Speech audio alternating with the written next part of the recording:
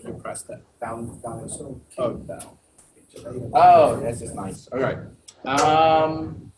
Hello everyone again. My name is Samuel. So I'm a software engineer who has been in Seattle now for like around roughly 2 years.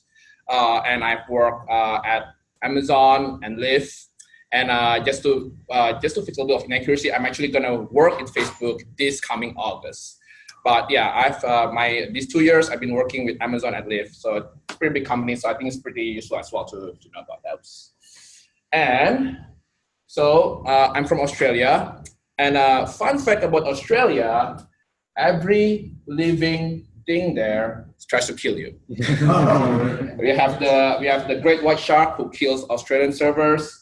We have the kangaroos who are freaking ripped and can, if you see the videos, they can punch the life out of you. My personal favorite is the black red spiders. I actually encountered not just one but multiple of them in my cousin's basements. They are one of the most venomous spiders in the world as well. So Australia, beautiful country though, and very good food. I still welcome you guys to go over there. And it's really nice. All right, so the way I got to Seattle is because of Amazon. So Amazon has this like hiring event in Sydney, and they sent me like this coding challenge, and I did that. I passed that coding challenge. Then they brought me to the on-site put me in like a hotel room for like 5 hour-ish. And then like the interviewers came in, like talked to me, asked me coding questions, behavioral, blah, blah, blah. And I think I did a pretty good job. And that's why I got the offer. And now I'm over here in Seattle. So thanks, Amazon. And I was working in the Kindle team for Amazon Publishing Org.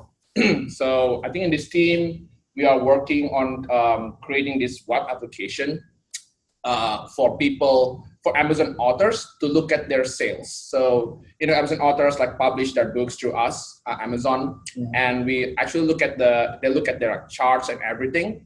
That is through our web application. So it's amazonpublishing.com. And I was working there as a software engineer, working kind of like full stack. So working on the front end and all the way to the back end. Okay, and this is the cool thing about Amazon. We have free bananas. Literally the only free thing we have. Unlike Facebook or Google, we have this one leadership principle called frugality. It means like being resourceful. I kind of think like being cheap, but they give you free bananas. Yay! And it's not just free for the employees only, they are also free for the community. So if you want to come over to the Amazon headquarters, I think the one is SLU and also in the downtown, they give these free bananas for free. So which is really nice, really friendly for the communities. The catch is for the employees, I think by 3 p.m. the bananas run out. So I can't get free bananas after 3 p.m. And that's my old boss. He sells whatever the fuck. All right. Next gig was Lyft, and I was the software engineer, so not the driver, just to make sure of the head. I was working at the transit team in Lyft. So if any one of you has the Lyft app right now in Seattle, the transit one is actually at the bottom page of the main page of the Lyft app, and it shows you like the nearby schedules of like your light buses, rails, and like around you. So you can like press that and like brings you to the next page here and like shows you the routes and everything. So I think it's really cool. I think it's we did a really cool stuff. We were trying to make Lyft into like multi-platform of transportation for everyone. And then next stop is Facebook. So I'm gonna be joining Facebook soon. And as you notice, there are no memes here because I'm not gonna make fun of my future boss. So not yet. Yeah, not yet. But I'm very excited for the upcoming opportunity with Facebook. I do not know what team I'm gonna be joining yet, but there's gonna be a boot camp, and it's like around 8 weeks. In those 8 weeks, I'm going to be like experimenting with multiple teams in Facebook and see which one I like. Interesting. Yeah, so it's really cool. Yeah, they're really nice about that. So what have I learned?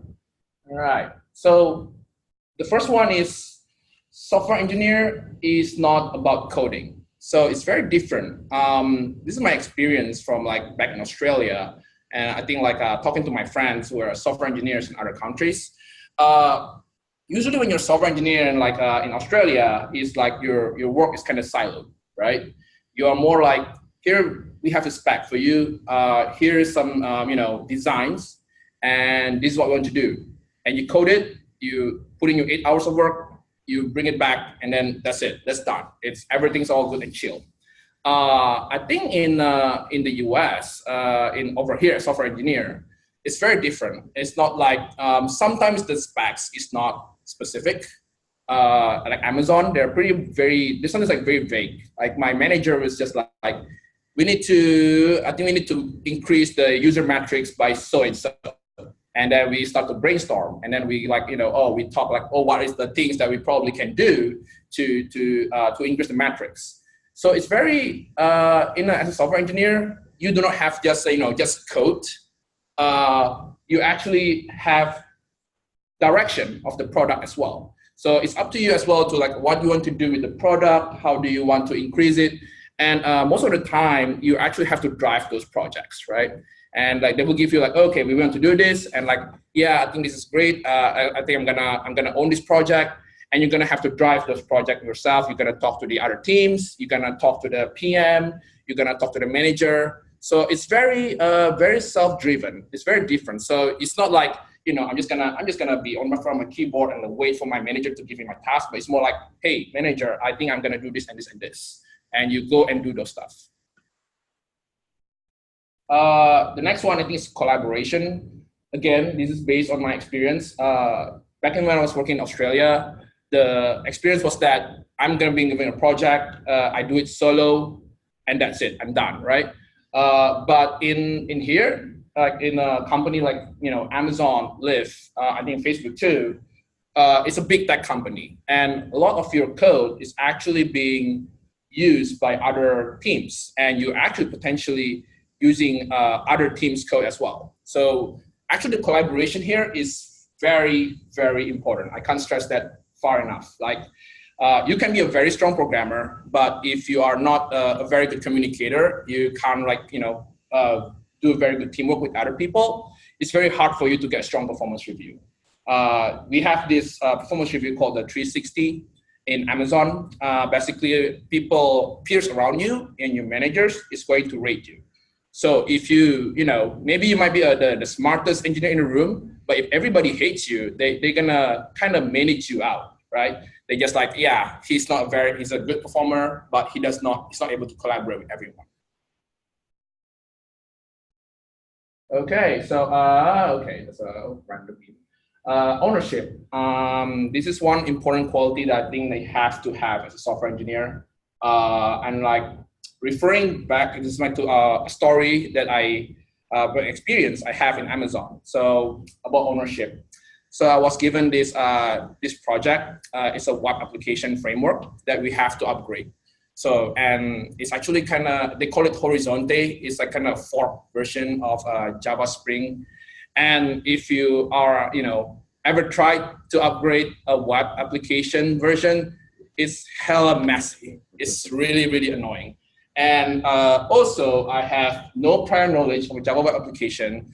If you anyone can I Google my name or something, like you see my resume, I'm more of a mobile engineer. Yes, I'm an iOS engineer. So they give me this and they say, hey, Sam, we have this project for you and we need you to upgrade it. And that's it.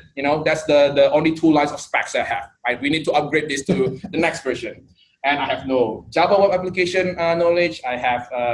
I'm gonna have to do this alone as well because my manager is like, yeah, we don't have any other software engineer available. So pretty much, I'm being left to fend for myself, right? And I kind of have to. So I just talk to the senior engineer. I talk to the platforms team of the web application, asking them like, how do I do this? How do I hack this thing? What is the certain problems here I'm finding? What is this console log mean? And sometimes they can help, sometimes they don't. They just have no time to really help me.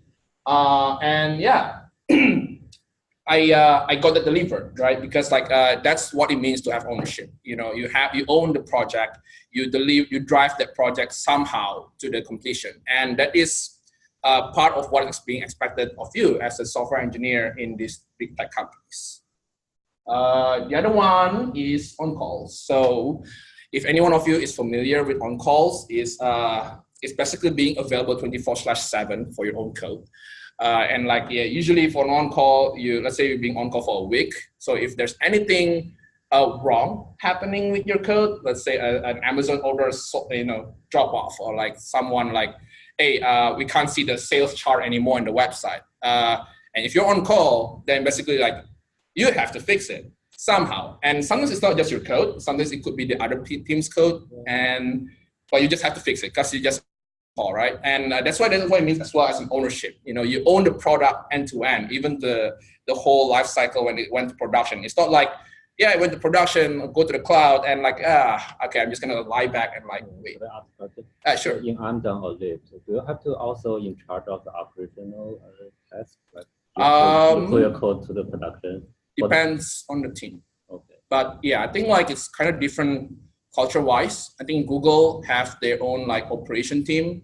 Facebook, I'm not too sure, but I know in Amazon, some teams are probably you have to actually be on call for those things as well. Okay, wow. It really depends. It really depends differently on which team. So I can't say for everyone, but in my team in Amazon, yeah, you have to be on call for those. Yeah, very fun. That's fun, yeah.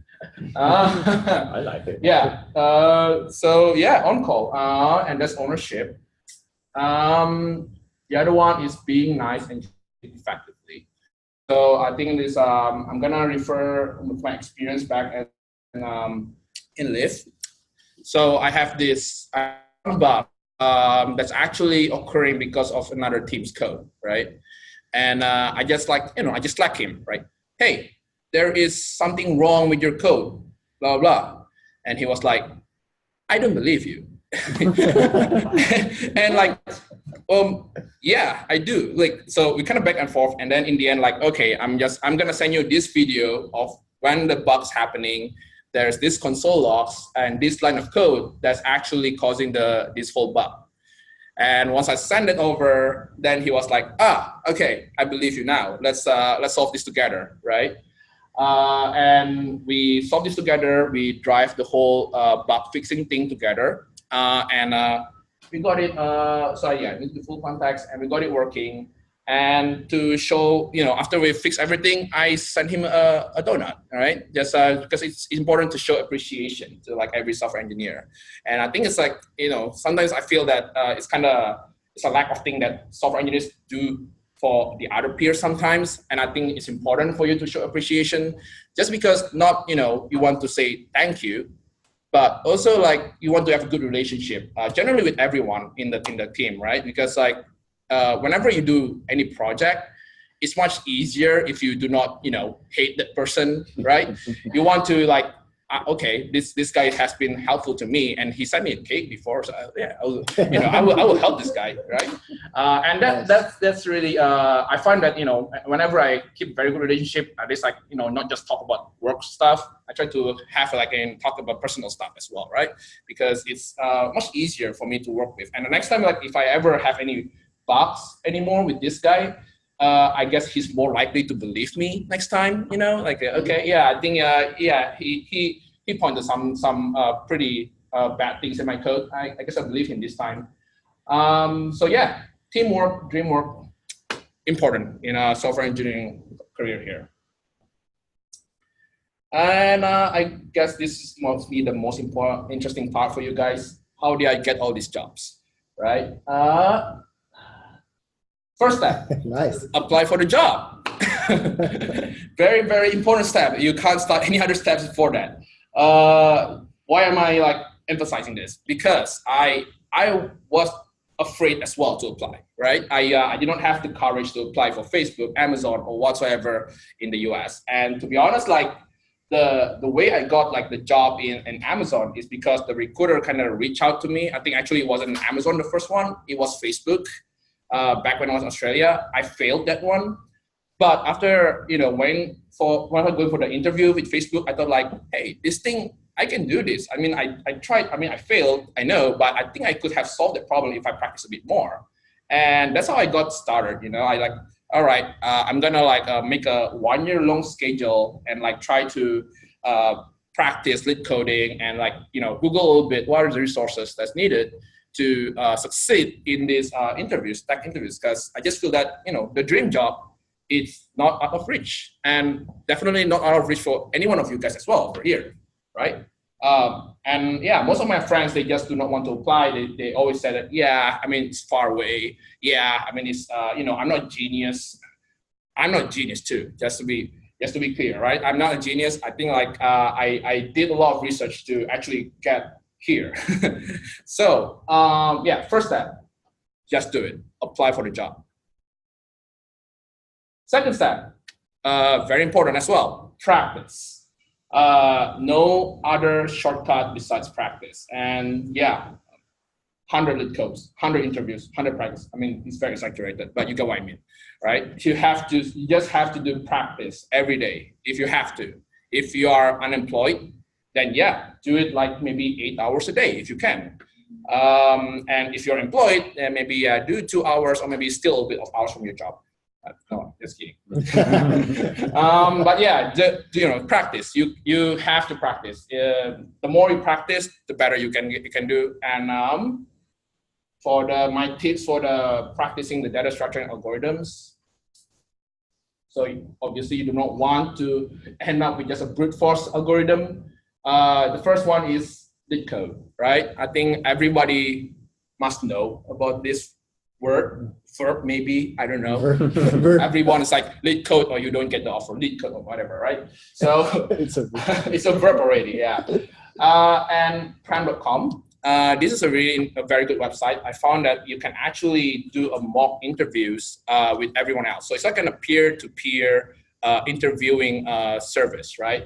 And sometimes you get a very good, you get a very bad interviewer who can't really, I'm not sure why you're interviewing me. And like sometimes you found those people who are like, really, really good. Like, oh yeah, I've been coding since high school. Oh, I was like, oh, no wonder you finished that in like 5 minutes.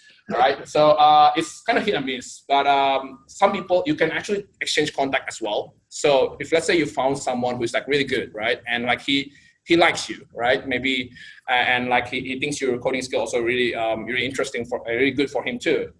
You can network. You can, I did exchange a couple of contacts and like we sometimes catch up and like, hey, do you want to do like any more mock interviews this weekend? And he's like, yeah, I'm down, let's do it. So it's really, really good. And if like, let's say that guy got into Facebook or Google, that could be your referral source fee as well. Okay. So I think it's a very good website to have. These are the books, CTCI, API, Kraken Coding Interview. I think basically it's my Bible already for my interviews. Read that back to back, read the solutions. I think it's a very good book. I think like it's basically the basic fundamentals of like all the software engineering interviews. The other one here, API, I've never actually read that one, but the community seems to like have recommended this one a lot, like many times. And yeah, try reading it and let me know if it's good. I hope it's good, simply because it's been recommended many times. The other one is Grokking the System Interview. I think this is like, if you Google this will bring you to a website and it will show you all the examples of like, for example, like if I want to create Instagram from scratch. So this one will actually tell you like, oh yeah, probably you want to have this MySQL with sharding, with load balancer, blah, blah, blah. So I think this is really useful for system design. And to be honest, system design is it's kind of hard to learn. One is because it's more of an experience base. And two, I think it's just more like on your general knowledge of programming. So yeah, this one is really useful. So, and this one is my personal tips.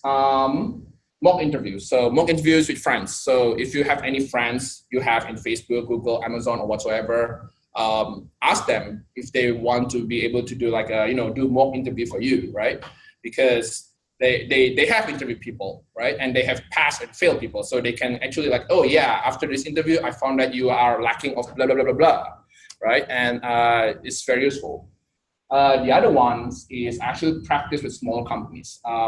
This one actually is I find it is a very, very good thing to do. Before I get my Facebook offer, I actually practice with like maybe like 20 certain companies. I don't remember the number, but from those small companies, I went like interview with Credit Karma, Asana, and a DoorDash, and like I got a couple of offers, right? And like not just because the practice is good, right? If you do all this practice, and usually you do all this practice before the big ones, right? Because you want to get the big ones like Amazon, Facebook. So if you do all this practice and you go to Facebook, Google, you get like more super confident, right? Like, hey, I've done all these things. I've got these offers. I'm ready for this thing, right? I'm ready for nailing these interviews. And also, if you get all of the offers from the small companies, it's good. It's a leverage. To be honest with you, like Facebook, when like, yeah, we like you, and this is the number, like really small, low bold numbers, and I'm like, but I've got these other offers that give me this, and this. And the recruiter is like, oh shit, okay, why don't you talk to my hiring manager? Why don't let me get back to you, and like I'm gonna give you more RSUs, right? This is gonna be a bit out of the band, but I think we like you, so can and it's good for leverage, like seriously. I do not recommend you like, unless you're a super genius, you're like, yeah, I'm just gonna apply to Facebook. Only that interview, I'm pretty sure I'm gonna get it. It's hard to actually, just if you have that huge confidence, I think you have to be like a really genius, or I don't know, something out of my my thoughts. The other one is leadership principle. This is more of the behavior part of the interview, right? Why am I calling it leadership principle? Because Amazon has leadership principles, and they are very, very good to reference that. So these leadership principles from Amazon, so if you do not know them, just Google them. It's openly available in the website. And also, because other companies, when they're asking about the behavioral part, it's very, very likely they actually copied and pasted to their own company profile and kind of paraphrase it, I think like customer obsession, right? That's like so general. Everyone like, yeah, customer is king principle, or, make it happen, deliver. So it's basically the same like everywhere. And I think like having Amazon leadership principles, you can use that literally for like any kind of behavioral questions they have. And I think this is standard. When you say you have leadership principle, you need to have the STAR response. So I think it's things called situation, task, action, and result. Pretty much, let's say, for example, I bring back my my project about the Amazon one, right? I said that, oh yeah, the situation, my manager wants me to upgrade this web application project to the next version. The task is to upgrade this with the limited resource I have. Action, I went to talk to the other team. I went to see the documentation. I code and deliver. And the result, success. I got that upgraded to the next version. And I think I highly recommend you find a case where the result is successful, not failure. You don't want to say, and I did all of those things and I failed. And what? The interviewer is gonna be like, can you give me another example, maybe? Find a good examples. Find a successful examples that you want to do.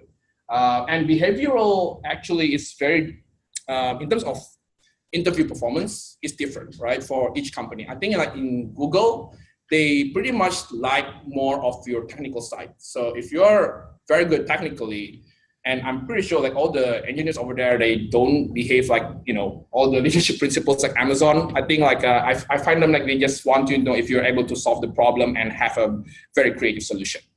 I think with Amazon, obviously, they have leadership principles. Those are very important. I think with Facebook, it's I think in between they Facebook is kind of like they just want to know they have some behavioral, but I don't think it's as important as Amazon. I think they're more like how you code solution, communicate effectively, and code it quick. So it's a bit different. Last step, get the offers. All those steps before, those are the hard ones. But I think this step is also pretty important, right? And some people like, I get the offer, I just accept it immediately. Wrong, don't do that. Basically, people lowball you, and most companies do. Even if they don't, negotiate. I think it's like it's very important for you to just start negotiating. Like I bump up my my Facebook compensation by like I think around 40% just by negotiating, because I had leverage with other offers, right?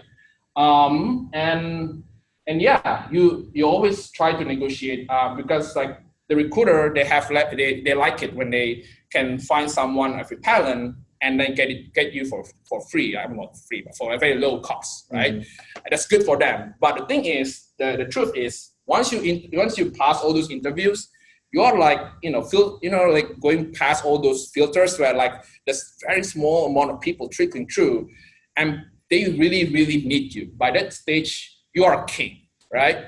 People want you. They want you in your team. I mean, I'm not being like sarcastic, but literally like I think with Amazon and I mean other companies, they're like, yeah, do you want to talk with my hiring manager? Oh, do you want to talk to this team? And like, oh yeah, by the way, we're gonna give you like a free T-shirt and free jacket, right? That's how I got it here, actually.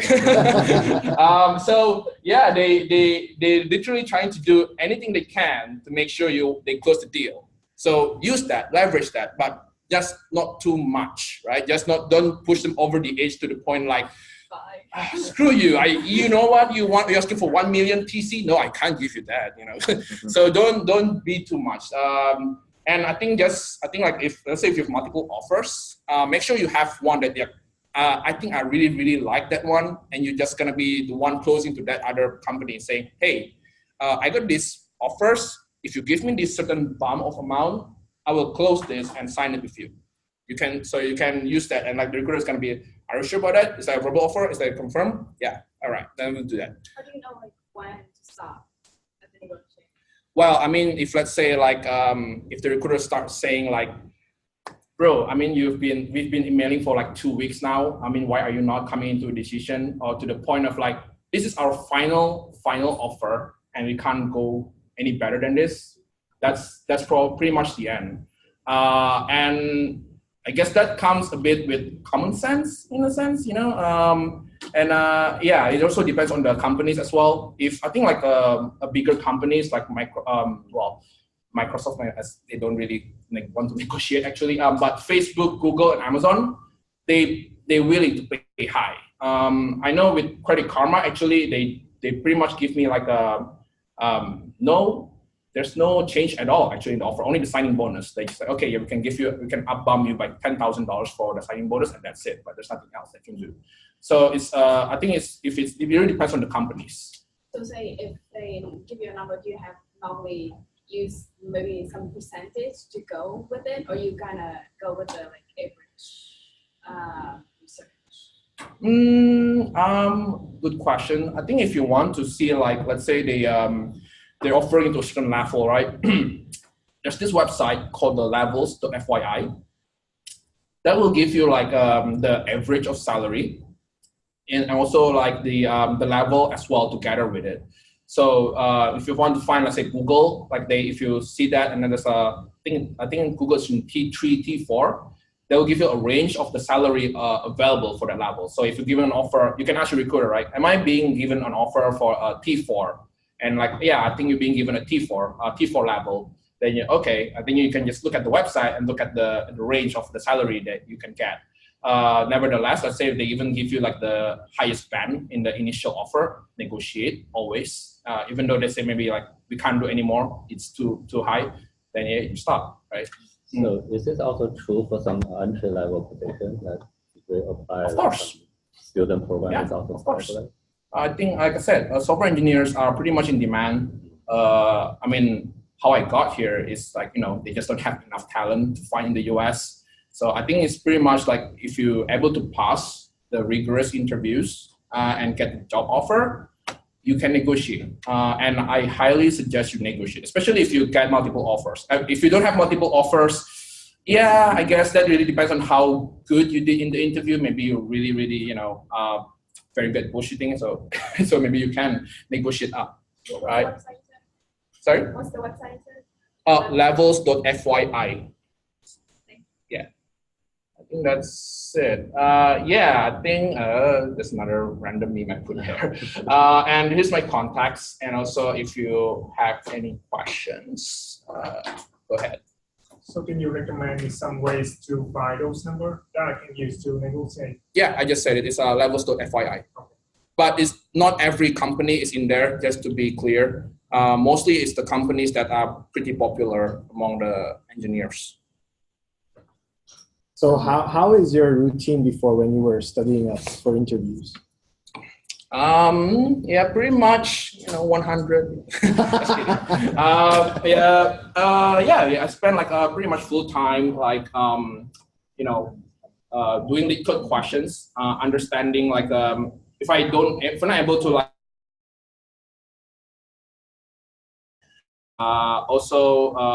well, I take break. I usually do like some liquid question, practice mock interviews, lead code question, and practice. That's the reason is because like when you're doing lead code, it's different when you're being interviewed, right?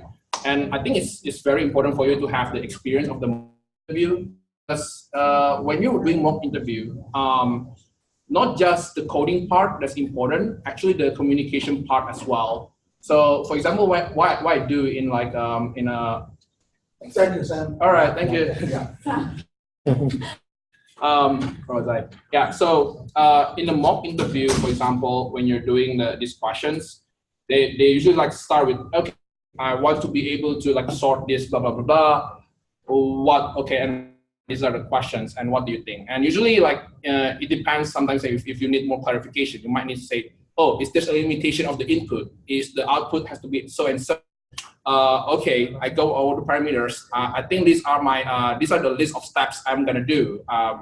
Probably it's up to you how you want to communicate that. You can say verbally, I think I'm gonna do this using some binary tree, rotate this thing, and then use an offset, blah, blah. So at least just give some clarity before you start coding. Just in case, like if you have an example, right? Let's say the interviewer like, yeah, actually, let me get my drink. It's pretty thirsty right now. Yeah, so for example, like the interviewer can actually help you out. So as long as they know like what you're trying to do, and it's like, oh, okay, I think that will work out. Yeah, and like, yeah, go code for it. So when you're coding for it, and let's say you have some mistakes.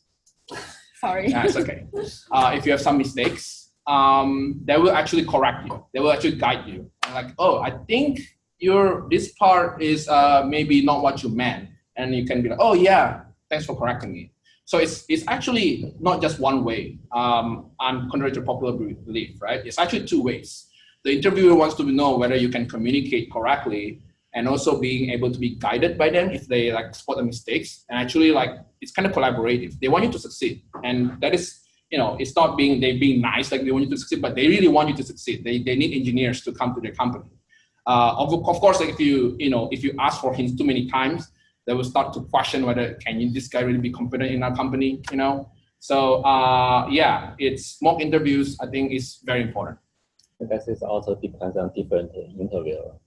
I got actually interview from Amazon, and one guy actually, I believe he is not have too much experience. So I try to run code and the solution. I try to explain everything what I'm doing, and he just keeps silent. I have to ask, do you think it's all right? Do you think we can optimize here? Oh gosh. Yeah, I think that's it depends on personality. Yes, I agree with you. I think it does depend on the interviewer, and again, the software interviewing part actually, I think it's a kind of broken game. Just because they can have this because they have so many applicants, right? And so the sad thing about interview, sometimes when you apply and you interview, and you get bad lucks, and you get bad interviewers, and or maybe the interviewer's in a bad mood, or like he just has Maxine face, and like I just, oh man, this guy looks ugly, and like I'm not gonna pass this guy. So it affects a lot of factors. So, but yeah, don't be disheartened by those kind of things. I failed Facebook multiple times as well, and I got in. So it's just you just have to keep retrying and like keep believing in yourself. Yeah. It's a good thing. Any more questions? So how long did it take you to finally get accepted to Amazon? So like your applying process, because you mentioned that you practiced with small companies before. Oh yeah. And so I just wonder like how long it takes for you to get the. Let's see. I mean, like, so the timeline is pretty interesting here because like the first time I really start interviewing for these tech companies back in Australia, and just to let you guys know, the interview in Australia is very straightforward. It's like they ask you, for me, I'm an iOS engineer, so they ask me like a couple of iOS questions, give some take-home project, come in, and if they like you, like, oh yeah, this guy I think can code, and that's it, you got in. Very straightforward.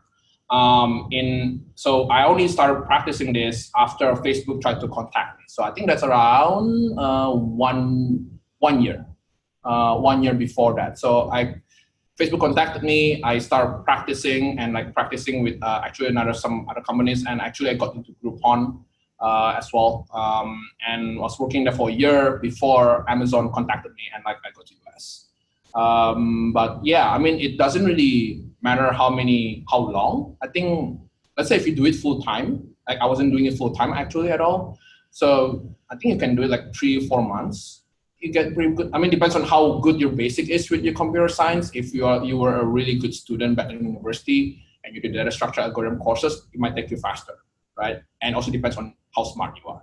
I mean, that's Could I ask a question? So I know pretty much this big company, they have a pretty similar process, give you online assessment and bring it to code interview. Yeah, something like that. What about the small companies you interview?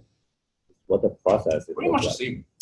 Pretty much the same. So I think with Credit Karma, yeah, I did not put it in the resources there before, but if you go for interviewing.io and also TripleByte, they also able to match you with all these smaller companies. That's how I got it.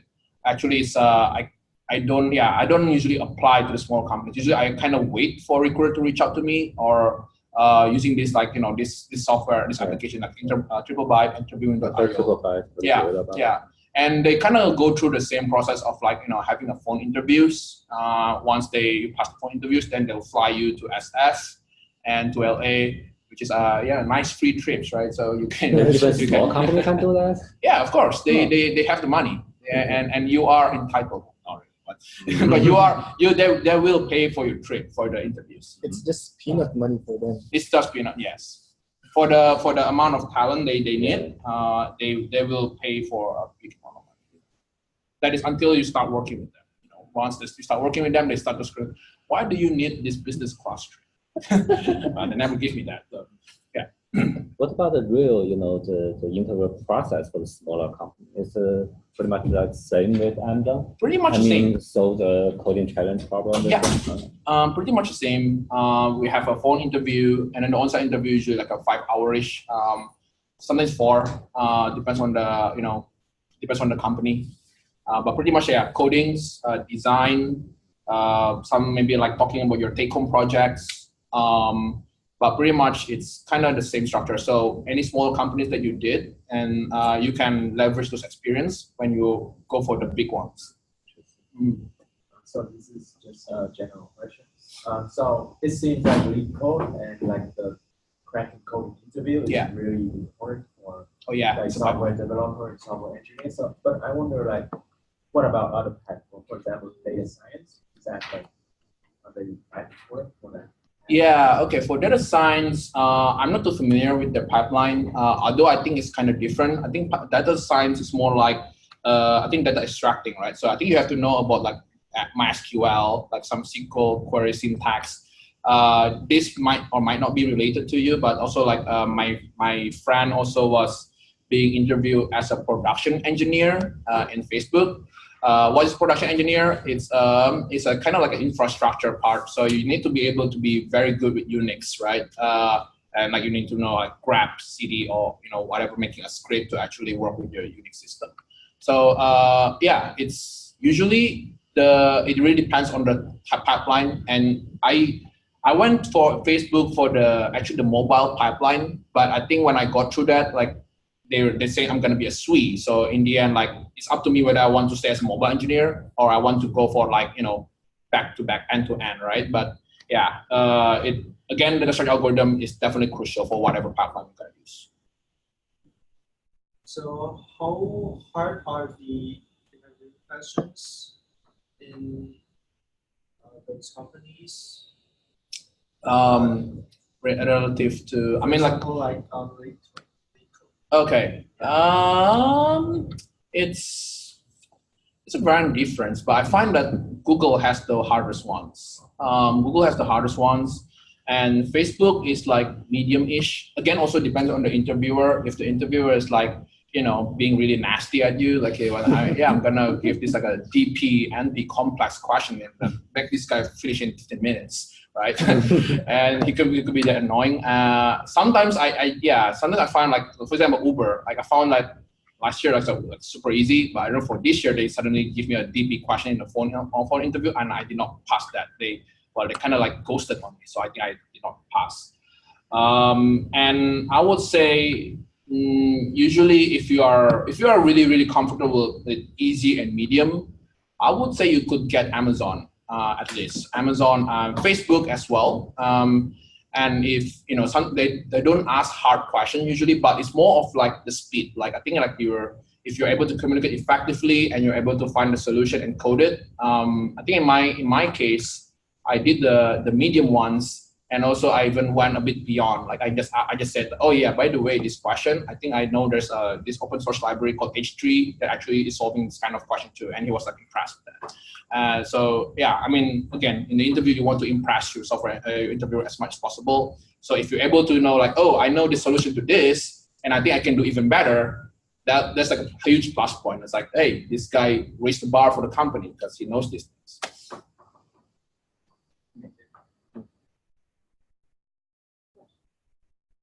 Any more questions? No more? So can you explain the image over there? I'm like, I just don't want to make this presentation boring, so I'll just like put random meme pictures. But but yeah, if you see the pictures here, it's like programmer, software developer, software designer, and software engineer. I think it kind of aligns with my perception of like being a programmer, right, and software engineer in the US, right? Because in Australia, programmer and developer, they don't really, they get pretty good money, right? Let's say like we also talk about like third world country, right? Like let's say Indonesia. You're a developer, but you're definitely not as respected as much as like software engineer over here. And I think there's a good reason why, right? Because the software engineer is pretty much, you get paid a lot, that's why you get that kind of style.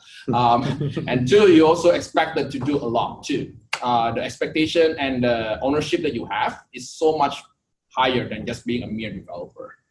So that's why I think that's why the third world country, when they hire developers, it's like they pay peanuts because they just I'm just gonna hire a factory of like developers and get this thing done because they just code that, and they only see them as like just factory producing code kind of thing.